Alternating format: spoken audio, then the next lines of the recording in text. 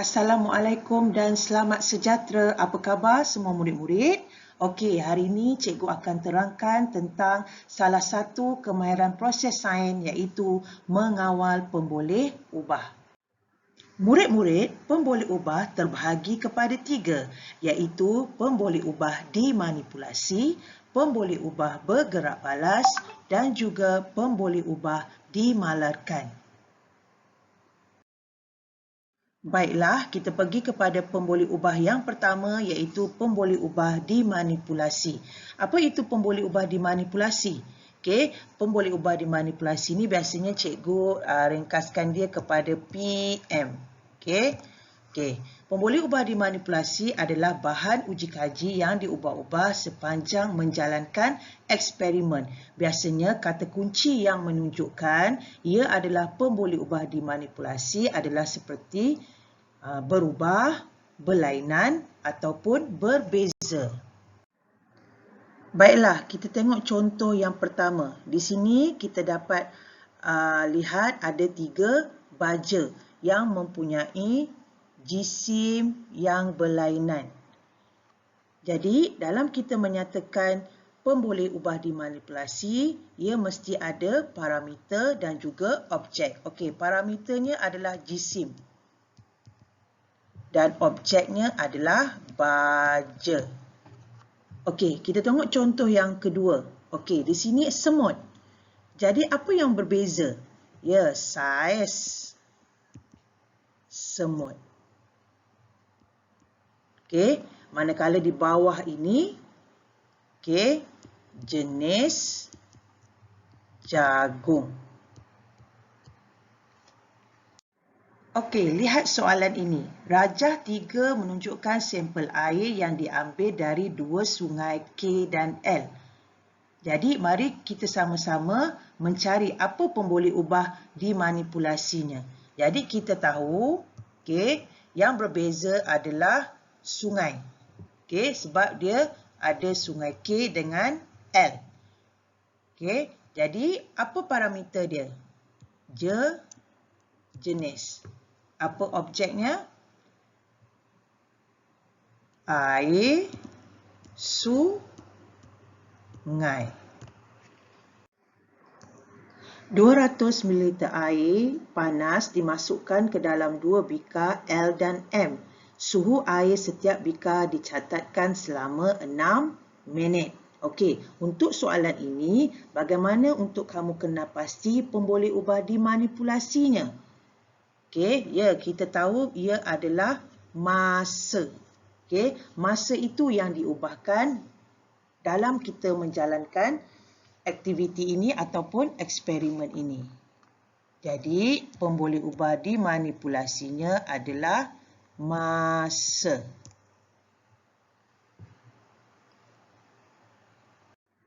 Okey, kita tengok soalan yang seterusnya. Mari kita sama-sama cari apa pemboleh ubah dimanipulasi bagi soalan ini.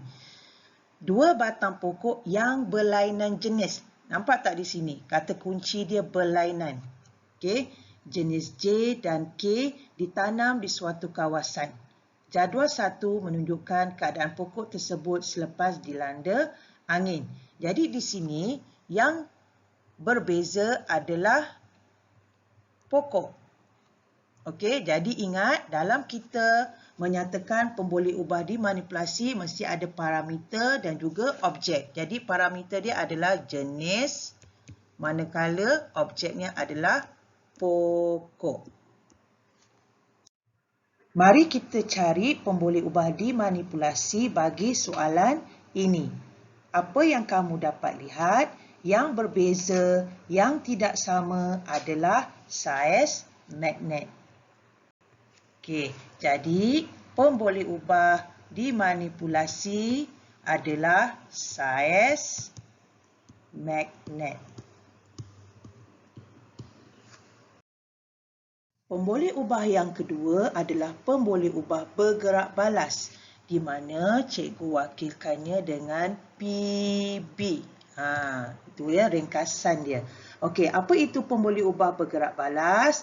Ia adalah keputusan akhir eksperimen ataupun apa yang diperhatikan pada akhir uji kaji. Okey, biasanya kata kunci yang menunjukkan pemboleh ubah bergerak balas adalah seperti direkodkan, dicatat ataupun diperhatikan. Okey, untuk soalan ni tadi, kita telah kenal pasti pemboleh ubah dimanipulasinya, betul? Iaitu saiz magnet. Jadi, dalam uji kaji ini, apa yang ingin kita perhatikan? Apa dia hasil yang kita ingin catatkan berdasarkan saiz magnet yang kita gunakan? Okey, iaitu bilangan klip kertas yang dapat ditarik berdasarkan daripada saiz magnet yang berbeza. Jadi, pemboleh ubah bergerak balasnya adalah bilangan klip kertas yang dapat ditarik. Okey, untuk soalan ini juga kita telah kenal pasti pemboleh ubah dimanipulasi. Jadi, sekarang kita kenal pasti pula apa pemboleh ubah bergerak balas. Ingat, apa itu pemboleh ubah bergerak balas? Pemboleh ubah bergerak balas adalah keputusan akhir eksperimen. Okey, di sini apa keputusan akhir eksperimen yang kamu ingin catat? Ataupun apa yang diperhatikan pada akhir uji kaji? Okey, iaitu suhu air. Jadi, pemboleh ubah bergerak balasnya adalah suhu air. Pemboleh ubah yang terakhir adalah pemboleh ubah dimalarkan. Biasanya cikgu ringkaskannya kepada P-malar. Ya, nak membezakan antara PM kan. Okey, apa itu pemboleh ubah dimalarkan? Iaitu perkara yang ditetapkan sepanjang eksperimen berjalan. Okey, kata kuncinya tetap. Okey, sama, tidak berubah. Itu antara kata kunci untuk kita kenal pasti pemboleh ubah dimalarkan. Okey, cikgu bagi satu contoh soalan untuk kita kenal pasti pemboleh ubah dimalarkan. Dua buah kapal R dan S dari sebuah pelabuhan berlayar ke destinasi yang berbeza yang mempunyai jarak yang sama. Okey, nampak tak kata kunci sini? Sama. Jadi apa yang sama? Jarak.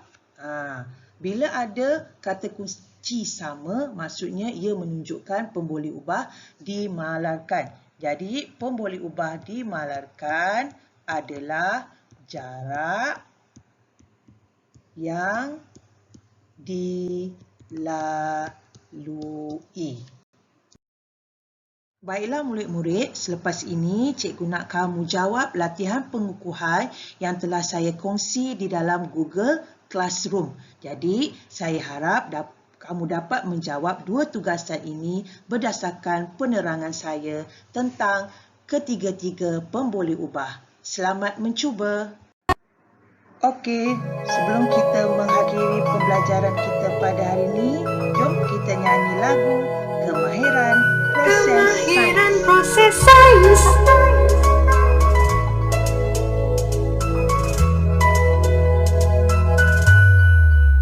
Hei sayangku, ngejawab kertas dua, pasti ada caranya yang perlu kita ikut.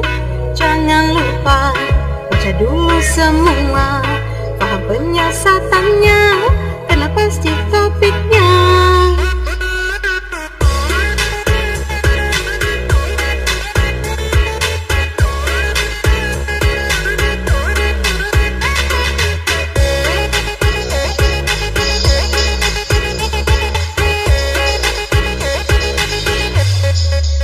Hei sayangku, kenal BMPP-nya. PM awal berbeza, pengaruhi keputusan. PP pula adalah keputusan, hasil dari penyiasatan, diperhati direkodkan. Jangan kita lupa tulis parameternya, tulis biar lengkap.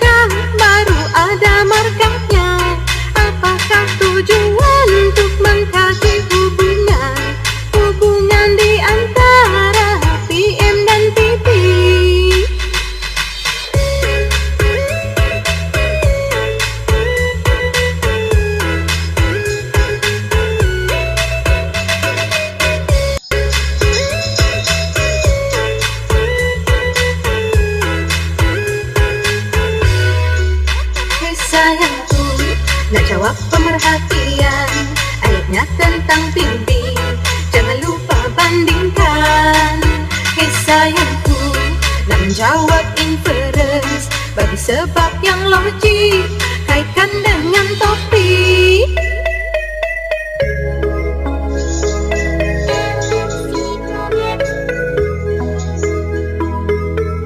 Kemahiran proses sains.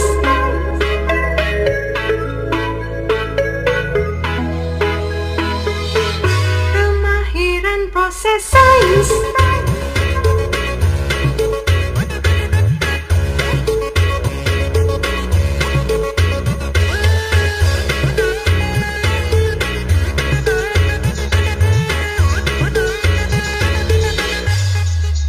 Perubahan tak perlu ayat panjang, bertambah berkurang tiada perubahan. Jawab kesimpulan hipotesis hubungan, sama je caranya corak PM corak PP. Nak lukis jadual tajuk PM di depan, lukis carta palang tajuk PB di atas. Kebat aplikasi terangkan